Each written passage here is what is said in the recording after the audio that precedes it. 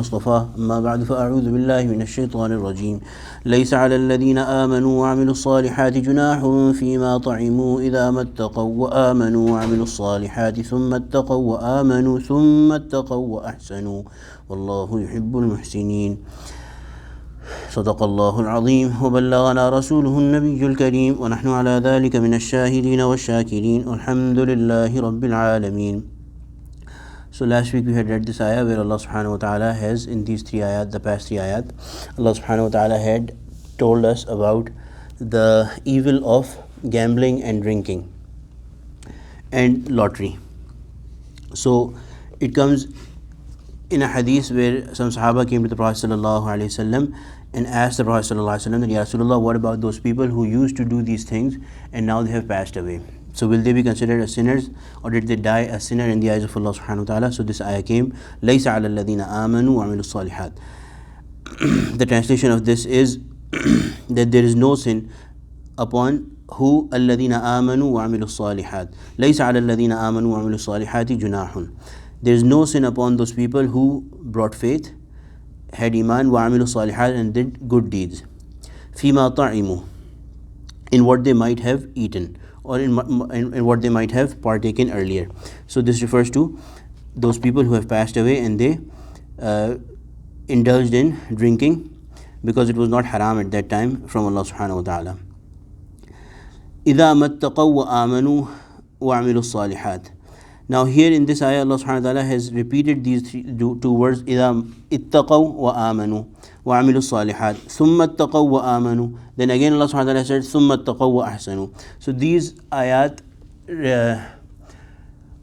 point towards, first Allah subhanahu wa ta'ala said إِذَا مَتَّقَوْا وَآمَنُوا وَعَمِلُوا الصَّالِحَاتِ. They feared Allah, they brought faith, which was the cause of their fear of Allah, or taqwa. Taqwa, the definition of taqwa again is to stay away from the disobedience of Allah subhanahu wa ta'ala and the avenues, those things that bring you closer to the disobedience of Allah subhanahu wa ta'ala. So those people had taqwa, and the basis of their taqwa was iman, the reason for their taqwa was iman, وَعَمِلُوا الصَّالِحَاتِ, and they did good deeds. These people, if they died before the order of haram for khamr, which is drinking, had been taken, then Allah subhanahu wa ta'ala is saying that had that order came in their life, then they would have obliged, they would have fulfilled and completed the order of Allah subhanahu wa ta'ala. And then a general rule is given that as you increase in your taqwa and as you increase in your good deeds, then you also increase further in your iman and your taqwa. So taqwa itself brings more taqwa, and good deeds also bring more taqwa, and taqwa itself brings more iman, and good deeds also bring more iman.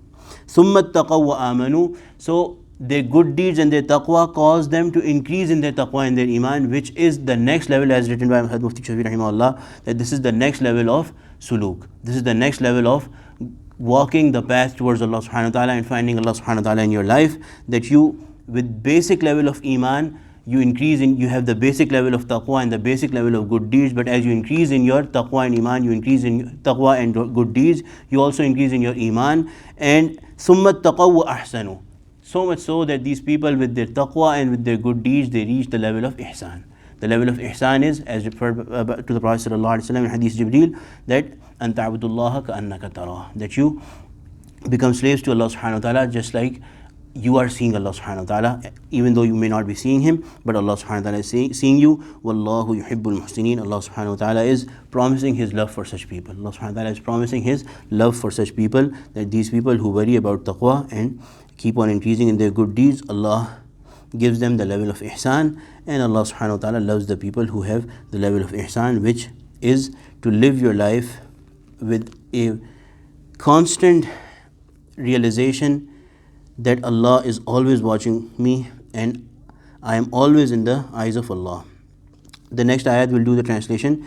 This refers to a specific mas'ala of eating, or not even eating, but only hunting. When somebody is in ihram, somebody has donned the ihram, or when somebody is in the miqat, in the haram. يا أيها الذين آمنوا ليبلونكم الله بشيء من الصيد تناله أيديكم ورماحكم ليعلم الله من يخافه بالغيب فمن اعتدى بعد ذلك فله عذاب أليم. O you people who believe, ليبلونكم, we shall certainly, ليبلونكم Allah will certainly test you. بِشَيْءٍ مِّنَ الصَّيْدِ, with some of the game or the hunting. تَنَالُهُ أَيْدِيكُمْ وَرِمَاحُكُمْ, which will be in the range of your hands, so you might be able to, so these animals will be around you where Allah has forbidden for you to hunt them. They will be near you, within reach of your hands, وَرِمَاحُكُمْ, or within reach of your spears. So those things used to hunt animals that are at far. لِيَعْلَمَ اللَّهُ مَنْ يَخَافُهُ بِالْغَيْبِ, so that Allah will find out, Allah will test you, Allah will judge. مَنْ يَخَافُهُ بِالْغَيْبِ, who fears Allah, even though Allah, secretly, بِالْغَيْبِ, even though they have not seen Allah. فَمَنِ اِعْتَدَى بَعْدَ ذَلِكَ فَلَهُ عَذَابٌ أَلِيمٌ, when this has been made clear, then whoever transgresses, فَلَهُ عَذَابٌ أَلِيمٌ, then there is a painful punishment for them. يَا أَيُّهَا الَّذِينَ آمَنُوا لَا تَقْتُلُوا الصَّيْدَ وَأَنْتُمْ حُرُمٌ, O people who have brought faith, do not kill game or do not hunt وَأَنْتُمْ حُرُمٌ, when you are in a state of ihram. وَمَنْ قَتَلَهُ مِنْكُمْ مُتَعَمِّدًا فَجَزَاءٌ مِثْلُ مَا قَتَلَ مِنَ النَّعَمِ يَحْكُمُ بِهِ ذَوَو عَدْلٍ مِنْكُمْ هَدْيًا بَالِغَ الْكَعْبَةِ أَوْ كَفَّارَةٌ طَعَامُ مَسَاكِينَ أَوْ عَدْلُ ذَلِكَ صِيَامًا لِيَذُوقَ وَبَالَ أَمْرِهِ. This means that Allah subhanahu wa ta'ala is saying, Ya ayyuhalladhina amanu la taqtulu as-sayda wa antum hurum, when you are in a state of ihram, hunting is prohibited for you. This includes all animals, even those animals that are edible, or those animals that are not edible. But exceptions are for those animals that come and attack you. Then if you kill them in defense, then that is permissible. وَمَنْ قَتَلَهُ مِنْكُمْ, when somebody kills them without this reason, مُتَعَمِّدًا,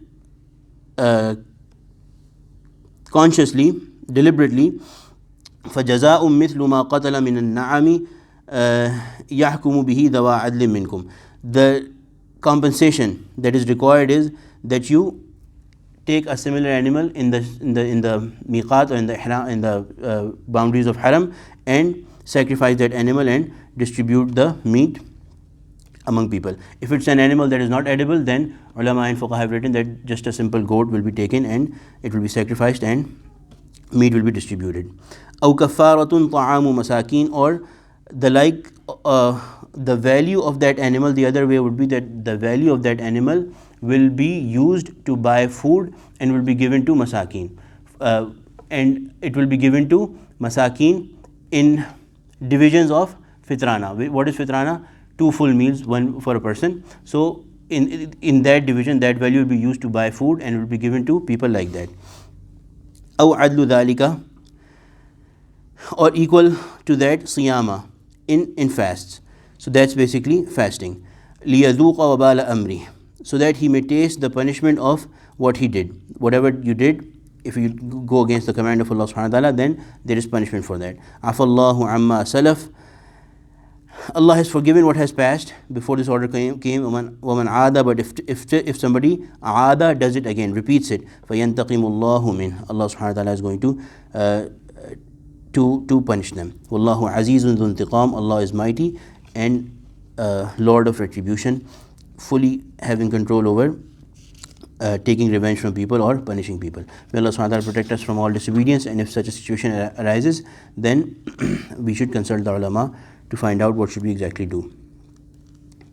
Alhamdulillahi Rabbil Alameen, salatu wassalamu ala sayyidil mursaleen, Rabbana zalamna anfusana wa illam taghfir lana wa tarhamna lanakunanna minal khasirin. Sallallahu ta'ala ala khayri khalqihi sayyidina wa lana Muhammad wa ala alihi wa sahbihi ajma'in. Amin bi rahmatika ya arhamar rahimin.